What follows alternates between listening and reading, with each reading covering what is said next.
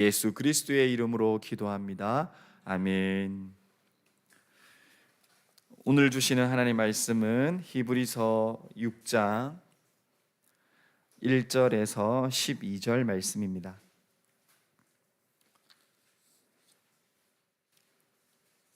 말씀은 20절까지 하려고 하는데요. 우리 말씀 봉독은 12절까지 하겠습니다. 히브리서 6장 1절에서 12절.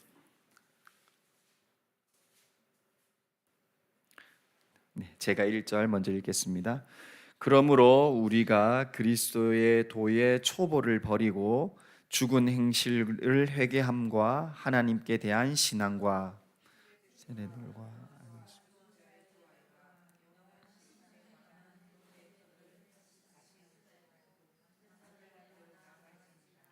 하나님께서 허락하시면 우리가 이것을 하리라.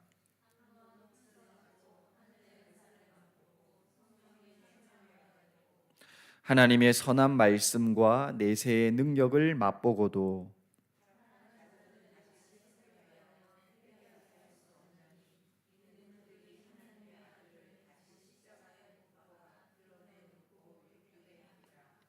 땅이 그 위에 자주 내리는 비를 흡수하여 밭 가는 자들이 쓰기에 합당한 채소를 내면 하나님께 복을 받고,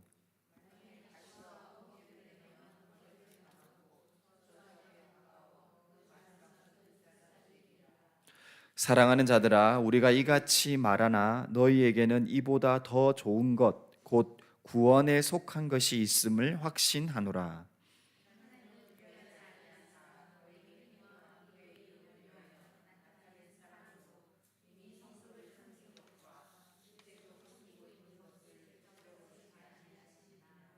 우리가 간절히 원하는 것은 너희 각 사람이 동일한 부지런함을 나타내어 끝까지 소망의 풍성함에 이르러 게으르지 아니하고 믿음과 오래 참음으로 말미암아 약속들을 기업으로 받는 자들을 본받는 자 되게 하려는 것이니라. 아멘. 네, 오늘은 더 좋은 구원이라는 말씀으로 하나님의 말씀 같이 나누겠습니다. 네, 우리 옆에 분하고 한 번 더 인사 나눌까요? 할렐루야라고 우리 인사 나눌까요? 할렐루야. 네, 할렐루야. 네, 할렐루야. 네, 오늘 히브리서 7번째 시간인데요. 오늘 말씀 히브리서 6장은요 좀 특이합니다. 왜냐하면 배교의 위험이 있고 예수 그리스도의 구원의 은혜에 감격했던 유대인들이 핍박과 고난에 직면했을 때 그들의 믿음이 변질되는 것에 대해서 이 히브리서 저자가 예수 그리스도의 구원이 얼마나 대단하고 놀라운 것인지를 설명하려고 멜기세덱의 예를 들면서 이야기를 하다가 갑자기 6장에 들어와서 그 감정이 격해져 가지고 멜기세덱의 의미를 막 더 이야기하기 전에 우리의 신앙이 어떤 신앙인 줄 아니? 너 이거 꼭 알아야 돼. 이거 너무너무 소중한 거야. 막 그래서 강조하는 부분이 히브리서 6장입니다. 그리고 나서 이제 다음에 볼 7장에 가면 다시 멜기세덱의 이야기를 하거든요. 그래서 오늘 이 히브리서 저자가 어떤 감정과 마음으로 이 히브리서 6장을 하나님 말씀으로 함께 했는지 좀 알고 있으면 참 좋을 것 같습니다. 여러분 질문을 하고 싶은데요. 여러분이 너무 잘 아는 알고 있는 이야기입니다. 여러분 우리 사람이 살 수 있는 꼭 인생에 있어서 필요한 세 가지가 있죠. 이게 없으면 안 됩니다. 꼭 이게 있어야 됩니다. 이 세 가지가 있습니다. 여러분의 사회 시간을 생각하시면 됩니다. 뭐죠? 사람이 사람답게 살려면 뭐가 있어야 되죠? 예. 답 나왔습니다. 예. 의식주죠, 의식주. 네, 의식주. 뭔지 잘 아시죠? 이 의식주가 없으면 사람이 사람답게 살기에 굉장히 어렵겠죠. 여러분, 신앙에 있어서 이 의식주와 같은 것은 뭐가 있겠습니까? 여러분이 예, 기도도 나왔고, 네, 말씀, 네. 지사님 뭐라고 하셨죠? 못 들어가지고. 예, 말씀. 예, 여러분 제가 생각했을 때 이런 생각했습니다. 여러분 고린도전서 13장 13절 우리 한번 다 같이 외워볼까요? 시작. 그런즉 사랑, 믿음, 소망, 사랑 이 세 가지는 항상 있을 것인데 그 중에 제일은 사랑이라. 아멘. 여러분 그 신앙에 있어서 하나님의 자녀에 있어서 이 의식주와 같은 이 성경적인 용어로 표현하자면 그게 바로 믿음, 소망, 사랑인 것 같습니다. 여러분 고린도전서를 통해서 이제 바울이 강조했죠. 하나님의 은혜를 받았고 하나님의 자녀가 되면 그 많은 은사들 중에 믿음도 소망도 사랑도 그 중에 제일은 사랑을 통해서 하나님의 자녀됨의 그 믿음과 소망과 사랑을 누리게 된다 이렇게 얘기하는데요. 여기서 한 가지 나누고 싶은 것은 제일은 사랑이다라고 얘기했을 때 우리는 첫 번째가 사랑이다 이렇게 우리는 쉽게 생각할 수 있죠. 왜냐하면 우리는 등수에 민감하니까. 근데 여러분 이 제일이라고 하는 말은요, 가장 중요한 것은, 가장 큰 것은 이런 의미가 있습니다. 그러니까 믿음과 소망을 너가 가졌다라면 그건 어떤 결과다? 하나님의 사랑 때문에 믿음과 소망의 자녀로 살아갈 수 있다 이런 의미죠. 그래서 영어로는 채상법을 써서 greatest가 사랑이다 이렇게 얘기한 거거든요.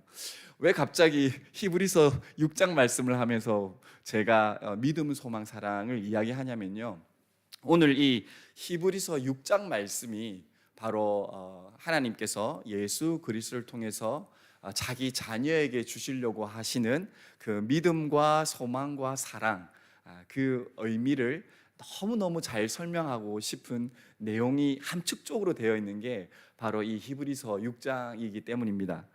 여러분 그 믿음과 소망과 사랑, 우리 한번 같이 나누면 좋겠습니다. 여러분 처음에 믿음을 이야기할 때 히브리 저자는 우리에게 이런 믿음을 가르쳐 줍니다. 우리가 1절부터 2절 한 번 더 읽을까요? 시작. 그러므로 우리가 그리스도의 도의 초보를 버리고 죽은 행실을 회개함과 하나님께 대한 신앙과 세례들과 안수와 죽은 자의 부활과 영원한 심판에 관한 교훈의 털을 다시 닦지 말고 완전한 대로 나아갈지니라. 아멘.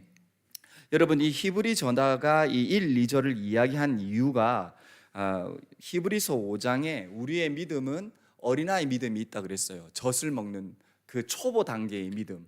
그런데 이제 성숙한 믿음은 좀 더 자라나서 선과 악을 분별한다라고 했죠.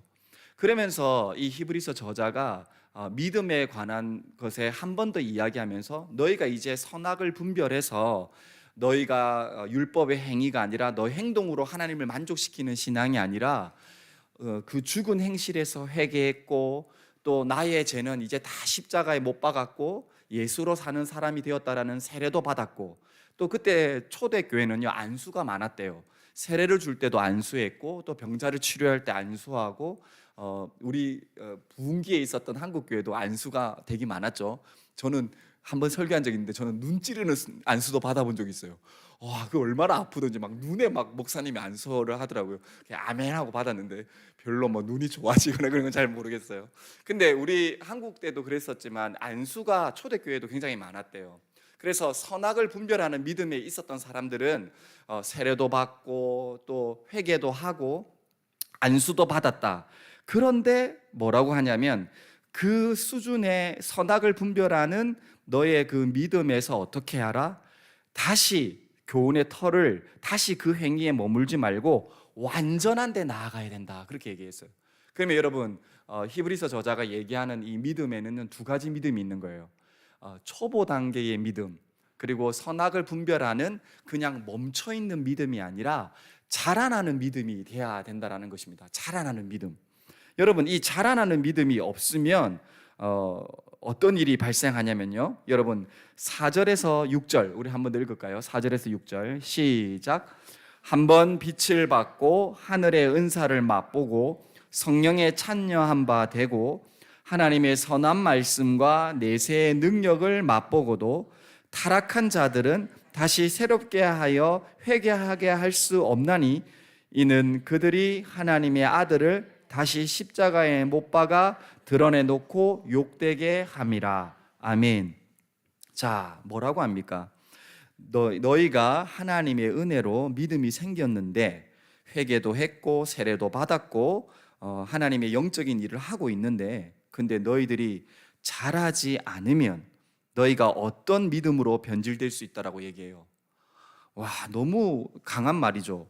하늘의 빛을 맛봤대요. 하늘의 은사의 선물을 받았대요. 성령에 참여한 바 되었고, 하나님의 선한 말씀과 내세의 능력, 하나님이 하늘에 속한 다시 오실 천국의 기쁨도 다 맛봤대요. 여러분, 이런 경험들 있으시죠? 하나님의 말씀으로 회복되고, 치유나 나의 영적인 거나 육적인 것이나 나의 부족한 걸 채우시고, 하나님 것을 다 경험했던 사람이 어떻게 된다고요? 타락했다라는 거예요. 타락했다. 어느 정도 강하게 얘기합니까? 타락했는데 회개할 기회조차 없는 타락의 배교로 나아갈 수 있다라는 겁니다. 이 히브리서 저자가요, 엄청 강하게 이야기하는 거예요. 그때 당시 유대인들이 예수 그리스도가 이 땅에 오신 것을 목격했고, 또 목격한 사도들을 통해서 믿음을 배우고 자라고 믿게 됐는데, 그들이 어떻게 멈춰 있고 초보 단계에 머물러 있고 다시 율법을 사모하고 예수 그리스도의 구원의 감격이나 그 의미로 자라나지 않으니까 어떻게 된다고요? 타락하고 배교할 수 있다라는 거예요. 여러분, 좀 걱정되죠? 여러분 다 경험했잖아요, 하나님의 말씀을. 여러분, 칼빈 선생님이 어느 정도까지 얘기했냐면요, 이 말씀의 주석을 쓰면서 이런 얘기까지 했어요. 영적 은혜를 받은 자라도 하나님의 자녀로 택함을 받지 못하면 타락할 수 있다. 또 하나님의 자녀가 아닌 자라도 오늘 말씀 4절에서 5절에 관한 영적인 은혜를 어느 정도 참여할 수 있다. 여러분, 얼마나 경고의 말씀으로 들려집니까? 그죠? 내가 분명히 하나님 주신 믿음이 있어요. 믿음, 소망, 사랑. 사랑의 결과로 내가 믿음이 생겼는데, 근데 그 믿음이 어떻게? 빛이고 하늘의 선물로 성령에 참여한 바는요, 성령이 나눠져 가지고 우리가 다 경험했다는 거예요. 우리 담임 목사님, 이성호 목사님, 우리 권사님, 우리 집사님, 우리 예배하는 모든 사람이 어떤 성령 하나님에 참여했다고요? 동일한 성령 하나님에 참여했다라는 거예요. 여러분, 이 믿음은 무슨 믿음입니까? 예수 그리스도가 이 땅에 오신 성령의 능력, 삼위일체의 그 하나님의 하늘의 것을 우리 모두가 다 경험했다라는 거예요. 성령에 참여한 자였다는 거예요. 선한 말씀, 여러분 이 땅 가운데 선한 것이 없죠, 그죠? 근데 선한 빛 대신 예수님을 통한 참다운 진리를 우리가 소유하게 됐다는 거예요. 그리고 이 땅에서의 능력을 맛본 사람이 아니라 다시 오실 예수 그리스도, 다시 오실 하나님의 나라, 완벽한 완성의 그 나라의 능력을 경험했다는 거예요. 제가 이렇게 한 번 더 강조한 의미를 아시겠죠? 우리가 경험한 예수 그리스도의 믿음이 어떠한 믿음인지 아시겠죠? 그런데 이 믿음이 자라나지 않으면 타락과 변질로 향해 갈 수 있다라는 겁니다. 타락하고 변질될 수 있다. 그게 어느 정도까지냐면요, 우리가 읽었던 6절 말씀에 예수 그리스도 하나님의 아들을 십자가에 다시 못 박는 것과 똑같기 때문에 그거는 타락한 정도가 회개할 수 없는 정도다, 이렇게 강조하는 거예요. 여러분, 이때 당시 문화로 돌아가면 이거는 명확하게 배교를 의미하는 말입니다. 그때 당시 유대인인데 예수님 믿었고 거듭났다라고 생각했는데 어떻게 됐다고요? 다시 예수 그리스도를 믿는 믿음 신앙을 버렸다고 하는 거죠. 그래서 여러분, 이걸 우리 편으로 이해해서 적용하면요, 여러분 우리 이걸 적용하고 생각하면 됩니다. 여러분, 우리의 구원이 변질될 수 있습니까? 우리의 구원이 너 구원받았어 하고 내가 죄를 짓고 내가 하나님 앞에 변질됐는데 너는 이제 구원의 백성이 아니야, 이러실 수 있습니까? 그러실 수 없죠, 그죠? 그래서 여러분, 우리의 믿음을 점검받을 때 내 믿음이 진짜 믿음으로 만들어지는 그 기준은 바로 이 4절 5절의 말씀인 거예요. 내 안에 어떤 역사가 있다? 성령의 동일한 참여가 있고 선한 말씀을 맛보게 하고 땅의 것이 아닌 하늘의 것의 능력이 나의 삶의 능력이 되고, 그리고 빛 대신 예수 그리스도 안에 하늘의 은사, 하늘에서 내려오는 말씀과 기도의 가장 기본적이라고 얘기하는 그 의식주와 같은 그 믿음이 뭐다? 나의 기준과 삶의 목적으로 바뀌었다라는 겁니다. 그게 바로 진짜 믿음이라고 이야기하는 거죠. 그러면서 그 믿음이 한 번 더 진단할 때 예를 들어주죠. 여러분 7, 8절 같이 한번 읽을까요? 7, 8절 시작. 땅이 그 위에 자주 내리는 비를 흡수하여 밭가는 자들이 쓰기에 합당한 채소를 내면 하나님께 복을 받고, 만일 가시와 엉겅퀴를 내면 버림을 당하고 저주함에 가까워 그 마지막은 불사름이 되리라. 아멘. 우리가 가지고 있는 믿음이 진짜 믿음인지 자라나는 믿음인지 확인하려고 어떤 예를 들어요? 너의 믿음이 어떤 열매를 맺고 있느냐, 그걸 이야기하는 거죠. 이때 유대 당시에 얘기하는 농사의 법칙이죠, 그죠? 포도나무는 포도 열매, 성령의 나무는 성령의 열매. 여러분, 우리가 믿음이 있습니다, 그죠? 우리가 우리 믿음을 돌아볼 때 여러분의 인생 가운데 성령의 열매를 맺고 있는지, 아니면 나는 어떤 열매를 맺고 있는지, 그러면 내가 진짜 믿음이 있는지 없는지를 확인할 수 있다라는 거죠. 히브리서 당시에 유대인에 변질된 배교했던 사람들은요, 진짜 하나님의 백성이 아닌 사람들이 있었다라는 거죠.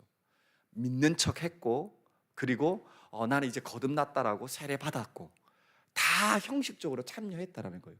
그런데 배교했다라는 거예요. 그게 우리에게 시사하는 바가 굉장히 큽니다. 여러분, 사역자로서, 목사로서 성도님들에게 이 설교를 할 때 굉장히 힘듭니다. 우리 교회에 알곡과 가라지가 있다. 여러분, 저를 포함해서입니다. 저를 빼서 생각하면 안 됩니다.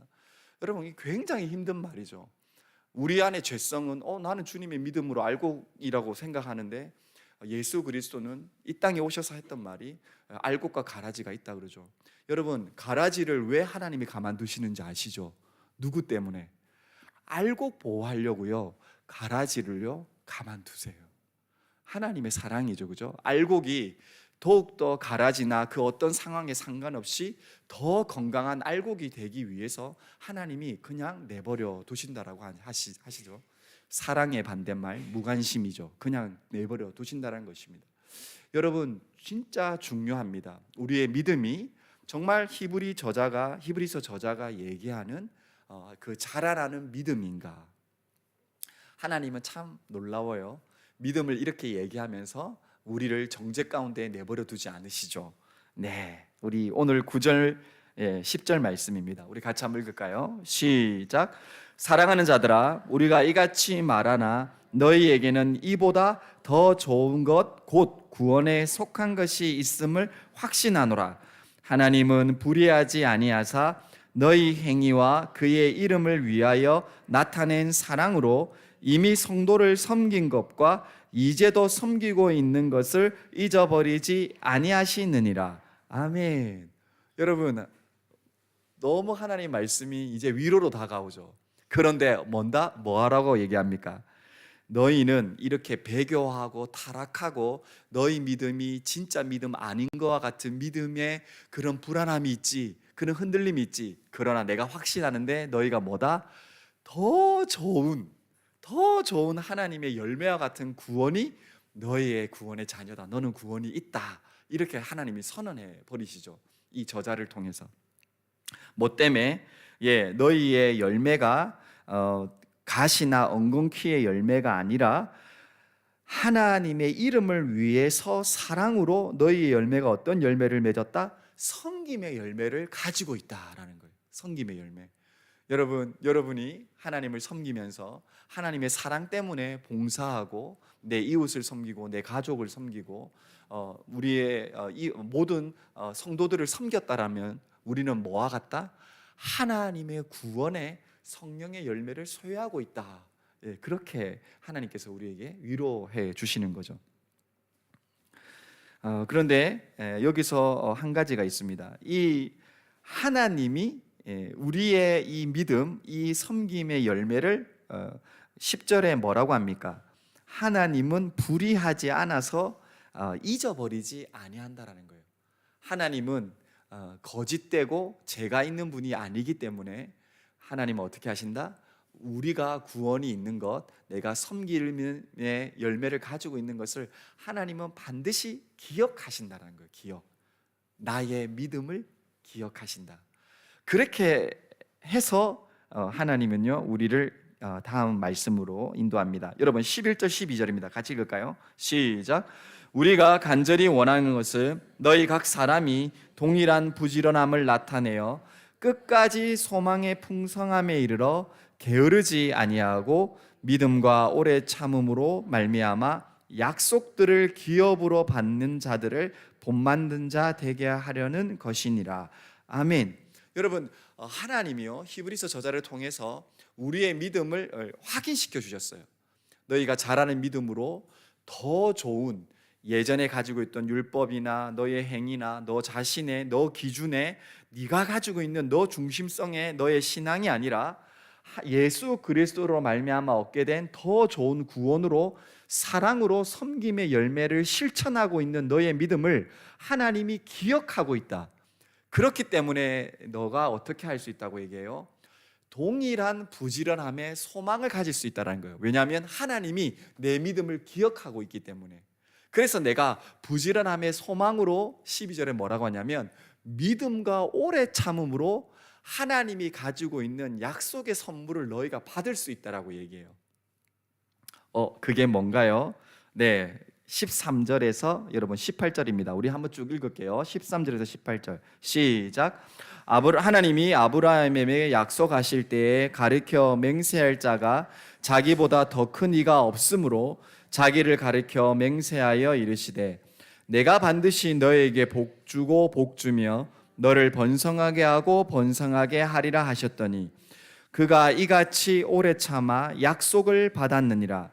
사람들은 자기보다 더 큰 자를 가리켜 맹세하나니 맹세는 그들이 다투는 모든 일의 최후 확정이니라.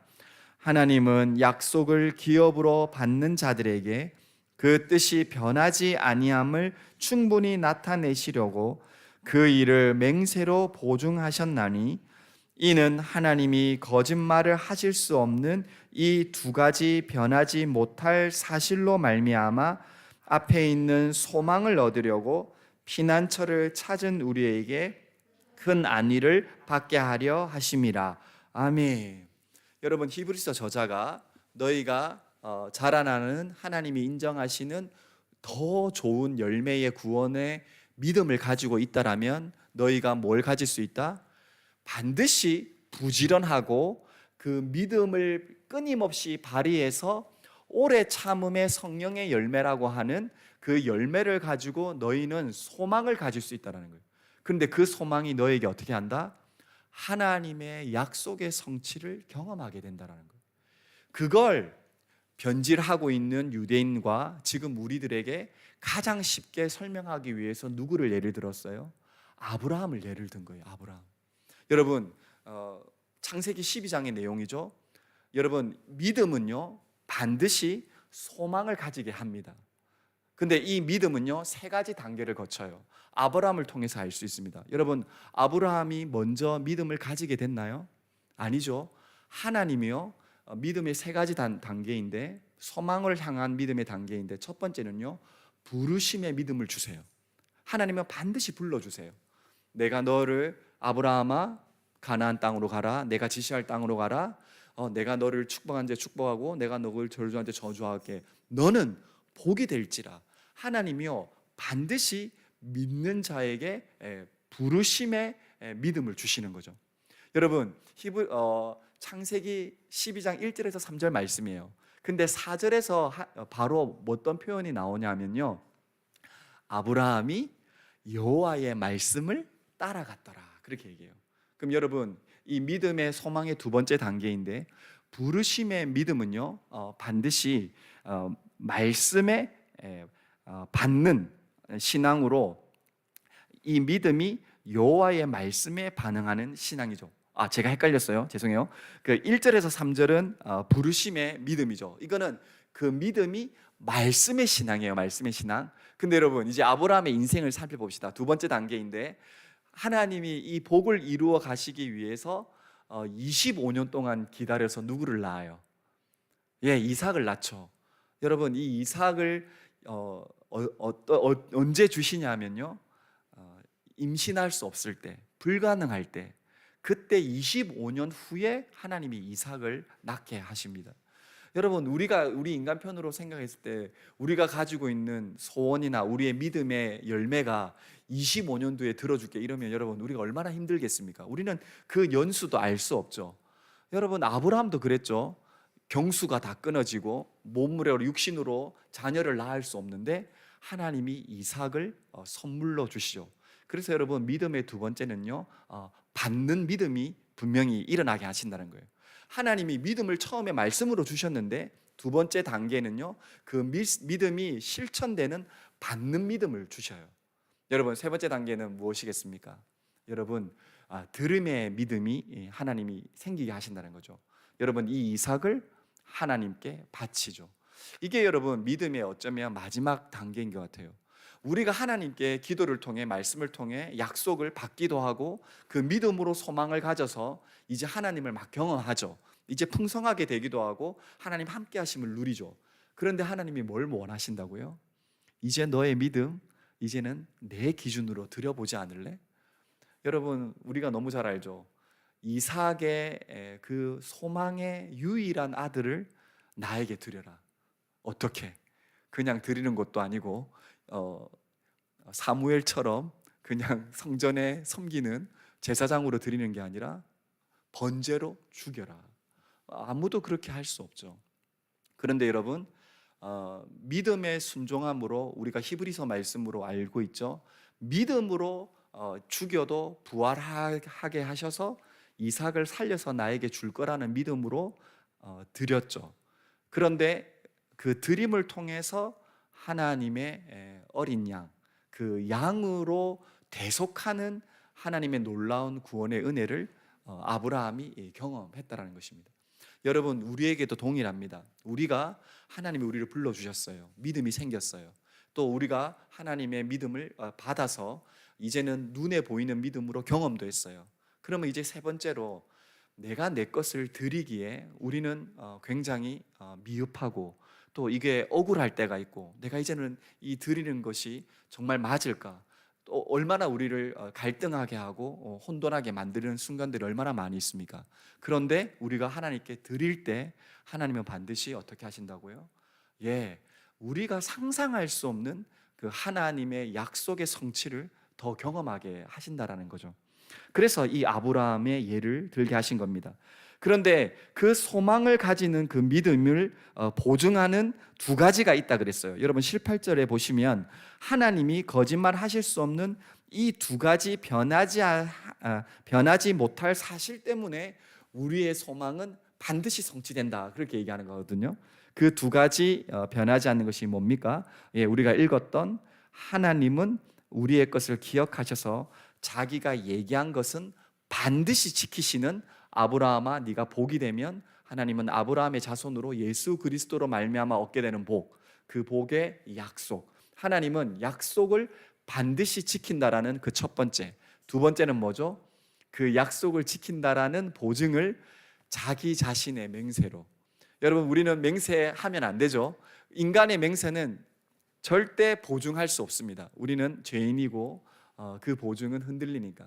그러나 예수 그리스도 하나님의 보증은 하나님이시기 때문에 반드시 지키시기 때문에 우리가 가지고 있는 믿음으로 약속과 맹세의 하나님 때문에 우리의 소망함이 이루어진다라는 것이죠. 그렇게 이야기하면서 우리를 마지막으로 인도합니다. 여러분, 오늘 말씀 19절 20절 같이 읽겠습니다. 시작. 우리가 이 소망을 가지고 있는 것은 영혼의 닷 같아서 튼튼하고 견고하여 휘장 안에 들어가나니, 그리로 앞서가신 예수께서 멜기세덱의 반차를 따라 영원히 대제사장이 되어 우리를 위하여 들어가셨느니라. 아멘. 여러분, 우리에게 믿음을 가질 수 있는 것도 아브라함이 이 믿음으로, 말씀을 따라가는 믿음으로 그 많은 단계들에게 단계들을 통해서 드림의 믿음의 소망까지 가지게 된 이유, 그것을 히브리서 저자가 우리에게 가르쳐 주는데 우리의 유일한 보증이 예수 그리스도이기 때문이다라고 가르쳐 주죠. 여러분, 우리의 믿음에 대해서, 우리의 소망에 대해서 예수 그리스도가 보증하신다라는 유일한 이유는 예수님의 십자가와 부활 사건은 믿음, 소망, 그 중에 제1은 가장 중요한 것은, 가장 완벽하고 첫째 되는 것은 하나님의 사랑 때문에 예수 그리스도가 십자가에 죽으셨기 때문입니다. 우리의 죄가 너무 더러워서, 우리가 너무 악해서, 하나님의 영광이 너무 빛나서 예수님이 십자가에 죽으신 게 아니라 하나님의 완벽한 사랑 때문에 예수님이 십자가에 죽으셨다는 거죠. 그 사랑 때문에 우리의 믿음과 소망을 보증하신다는 것입니다. 여러분, 근데 어떻게 표현합니까?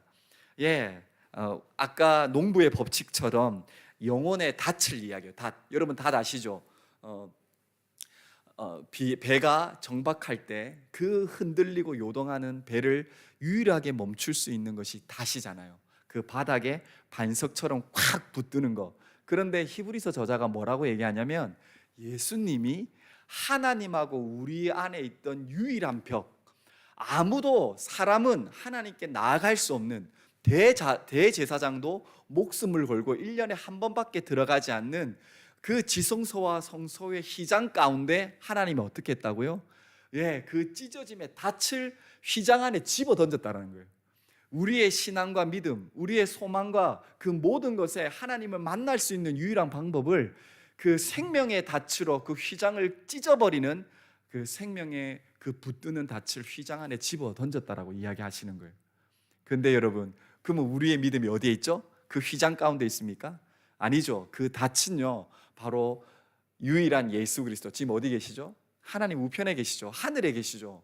우리의 영혼의 믿음도 소망도 사랑도 유일한 보장은 하늘에 계신다. 하늘에 있다라는 말은요, 하늘에만 계신 게 아니라 이 세상 온 우주를 다스리는 하나님이 우리의 유일한 보증이시다. 예수님이 우리의 보증이시다.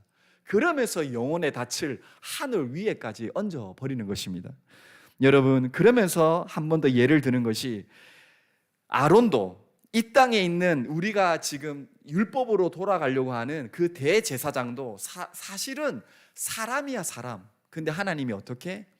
예수 그리스도, 인간의 이치로, 인간의 생각의 사고로 우리가 구원받은 게 아니라 멜기세덱이라는 우리가 이해할 수 없는 하나님의 신비의, 하나님의 방법의 유일한 구원자, 유일한 대제사장, 누구이시죠? 예수 그리스도. 그래서 다시 멜기세덱으로 예를 들면서 우리의 구원과 사랑이 얼마나 더 좋은 구원인지를 우리에게 다시 한번 이야기하고 있는 것입니다. 여러분, 오늘 말씀을 통해서 여러분의 믿음, 여러분의 소망, 여러분의 사랑, 여러분의 지금 어떤 하나님의 가장 기초라고 얘기하는 신앙의 의식주가 변화되고 있습니까? 여러분, 아담과 하와의 죄 이후로 우리는요, 우리의 믿음은 상처가 있습니다. 우리의 가족, 우리의 친구, 우리의 회사, 우리의 학교, 우리의 이웃의 그 모든 관계에 우리는 그 신뢰성이라고 하는 믿음에 우리는 다 스크래치가 있죠. 우리는 소망에도 연약한 자들입니다. 우리가 그 믿음으로 결혼했는데 얼마나 배신감을 많이 느낍니까? 한번 웃으려고 한번 얘기했는데 반응이, 여러분, 우리는 소망도요 완벽하지 않죠. 우리는 우리 자녀에게 소망을 가지고 있죠. 다음 세대에게 소망을 가지고 있죠. 그러나 우리의 소망은요 완벽하지 않다라는 거 우리 너무 잘 알고 있죠. 우리의 사랑은 말할 것도 없습니다. 그런데 어떻게 하신다고요?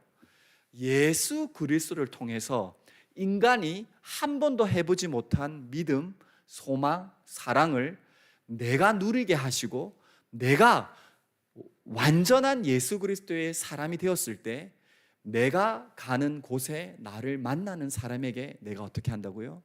예수 그리스도의 완벽한 믿음과 소망과 사랑을 나타낼 수 있게 하신다는 겁니다. 그렇게 했을 때 우리가 만나는 영혼이 살아난다는 것이죠.